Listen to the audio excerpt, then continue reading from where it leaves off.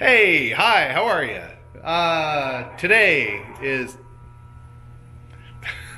attract mode. You gotta love it. Hey, we got some background music. Cool. Okay, so today is flip and flipper problems. Tales from the Crypt has a problem which has shown up before, and I know what it is. I have a skate ball over there, that little upper flipper. I just found out that wasn't working. I don't know why. We'll go look at that. And then hard body is doing a weird flippery sort of thing. And so we'll have a look at that. So kind of the fun thing is I think that these are all different flipper mechanisms. So we'll kind of investigate. Let me show you what Tails does because you might run across this. Okay, so I'm going to have to try to turn this off really quick when it happens.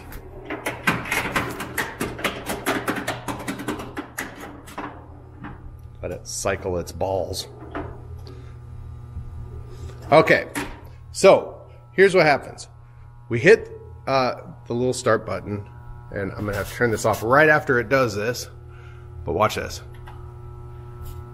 Start. Why for you know oh. See that? You know what I mean. It gets all erect. And nobody likes erect, well, some people might like erect flipper. I'm gonna just not even go down that path. So, Tales from the Crypt has sort of a different flipper thing going on than some of the other machines. They have a solid state flipper board. So, the coils are just 1 voltage. And the flipper board determines the voltage that goes to the flipper. So, when you first flip it, it gives it full power, and then the board itself dials back the power to hold the flipper up. So there's an end to stroke switch on these, but they're not like a regular end to stroke switch. What it does is when the flipper is at full force, all the way up on the low power, if a ball comes down and hits it, it will actually lower the flipper down. That separates your end to stroke switch, which tells the flipper board, give it power again to send it back up. Most end of stroke switches, they're designed to cut the high power.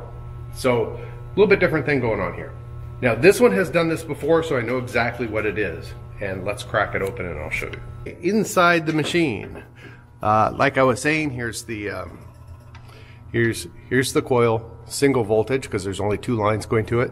Hi, this is Editing 7 here. I don't know if that was, I was talking about dual voltages on the solenoids, and that's not really correct. So the solenoids, some solenoids have 2 different windings in them, and you can tell which ones those are because they have the 3 lugs on them. Like in the Data East machine, they only have 2 lugs on them. So this one's a single winding, and on the dual ones, the one winding fires the flipper, and then the other winding holds it in place. And the one that holds it in place isn't as strong as the one that flips it, because it just has to hold the flipper up. On these, the flipper board, there's only the one winding, but the flipper board controls the current that goes through this, so that it's not sending it full power when it's holding it up, otherwise it would cook the thing. So when I think it's a timed thing. So when it flips, it says, okay, it takes, you know, X like ... second to get up to the holding position, and when it gets there, then we'll reduce the current going to the mechanism. I don't know if that's better or not. Okay, anyway, back to what I'm saying. End of stroke switch, which this is a new one on here. I was having a lot of problems with this flipper. I replaced the coil, I replaced the end of stroke switch, I did a bunch of other things to it. And I also have a new flipper board on here.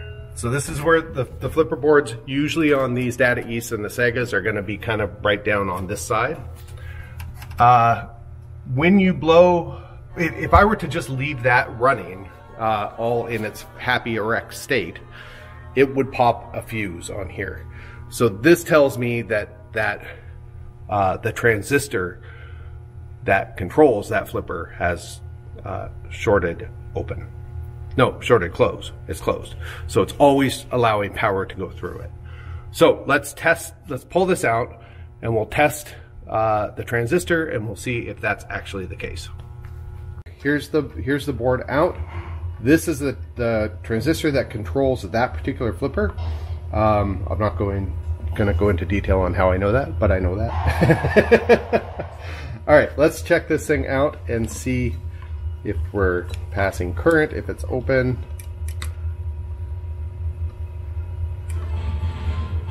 So we are, and then over here we are. So here's a brand new transistor, and this is what we should be seeing, which is a whole lot of nothing, right?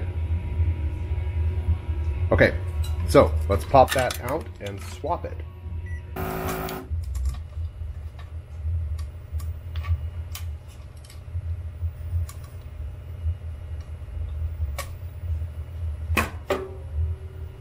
Ta-da! So if you're messing with any kind of electronic stuff, I spent way too long working with desoldering wicks. Just go, even a cheap desoldering thing is so much easier. I didn't pay very much for this one. I think I got it off Amazon or some crap like that. But yeah, it definitely makes your life a whole lot easier. Alright, so I've got the new transistor in. Just make sure you put it in the right way. This one has popped a couple times, well, another time before at least, and I'm not really sure why. It might be this board.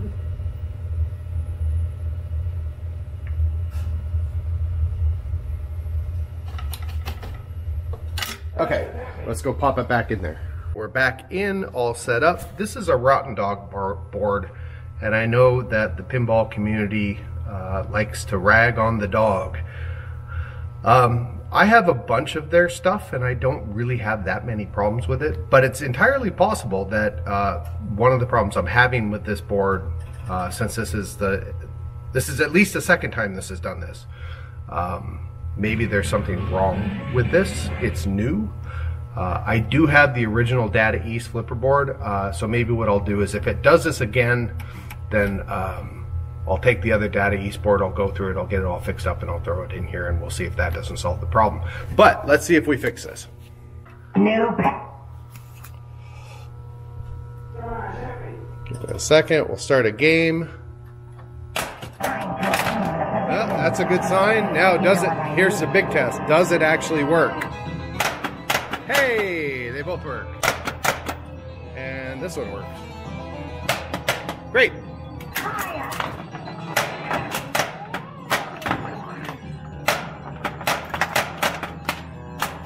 Good enough.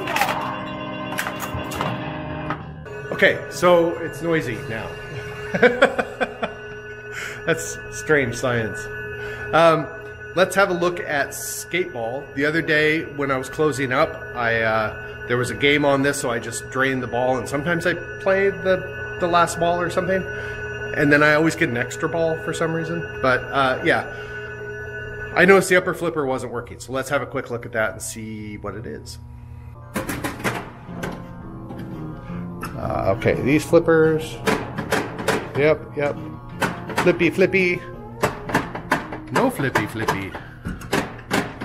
Okay, I'm gonna guess it's probably the problem I see in here a lot. On heavy use machines, if something was working just fine, like a flipper or a pop bumper, and then it isn't working, it's usually a wire has come loose. So let's dig in there and see if that's actually what it is. Okay, hood's up. Let's have a look. So there we are, and sure enough, this wire right here that goes to the center post has fallen off. This wire looks a little craggy, so I think what I'm going to do is I'm going to put a new one in. All right, there we go. It's got a nice new pretty red wire. Look at that. That was the only wire I had in that gauge. So it's gonna have to be bright red. Goes to the end of the stroke, so it's for the high power. That's why it wasn't firing. But I bet you I didn't try it, but I bet you that if I hit the flipper button in and then push this up, it would have held in place, because that's for the low voltage. But anyway, let's see. Oh yeah, all right. All right, so now we're gonna go over to hard body because it was doing something different, but I'm gonna leave this open because I think this will be, I think I know what the problem is over here, and this one will let me show you easier than this one will. So let's take a look here.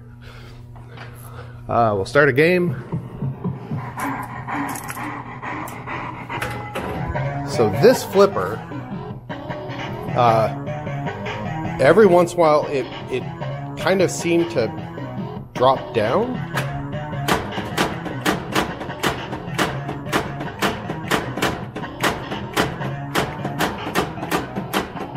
Let's see if I'm going to play a little bit and we'll come back and see if I can get it to do it. All right, there we go. I did it. The ball hit it and it dropped down to this state. So, I think I know what's going on with this. I'm going to turn this off because that's annoying. This is why I wanted to leave this open to show you. So, hard body uses this weird linear flipper kind of deal.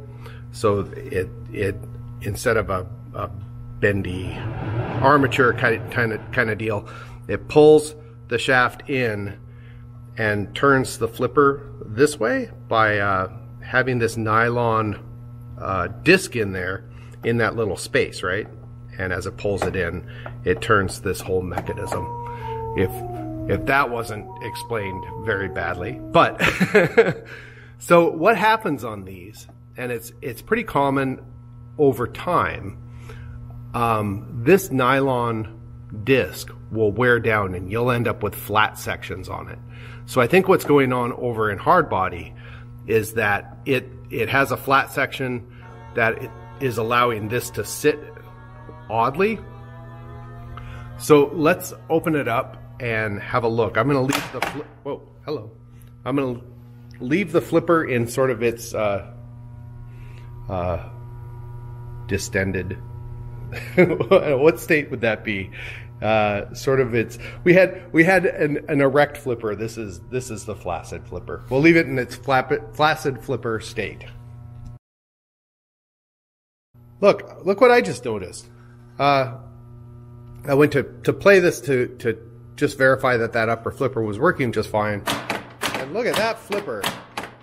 That's moving way too far. See how high up it's going? And I'll bet you anything. Yeah, it's super sluggish.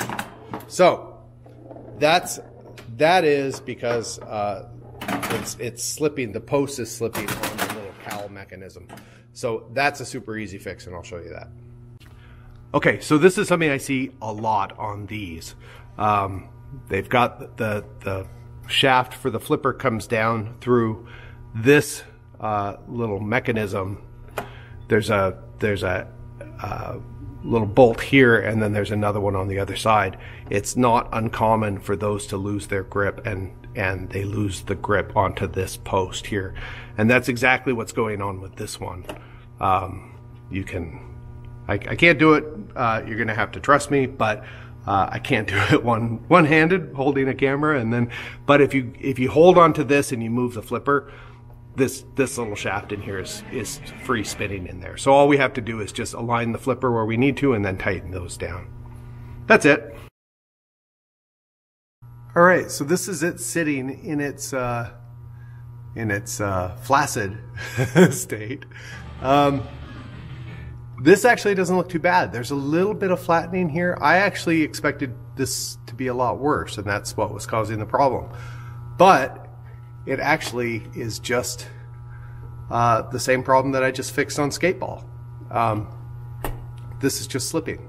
So all I have to do is just tighten those little nuts in there, and that ought to do it. This one is getting to the point that it probably could be replaced. Let's get it back together again, or let's get this working fine, and we'll play it a little bit and we'll see how it plays. If it plays just fine, then no problem.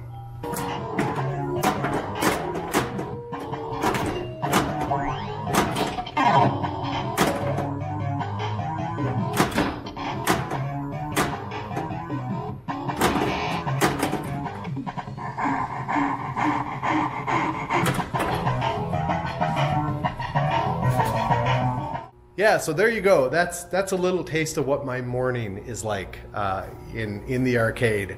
I make some notes on what went wrong the day before. I come in the morning, chug through a bunch of things. It was just interesting that this morning it was a bunch of flipper problems that all sort of presented themselves near the end of the day last time we were open. So that's the thing. Anyway, so hopefully that's helpful. If you like the video, please hit like and do subscribe. I don't usually ask for this, but it really does help the YouTube algorithm recommend this channel to new people. And that's the only way that we can get the channel to grow, basically. So if you like what we're doing, then do the thing. And if not, then don't. Or do. I don't know. Do what you want. All right. Thanks for watching.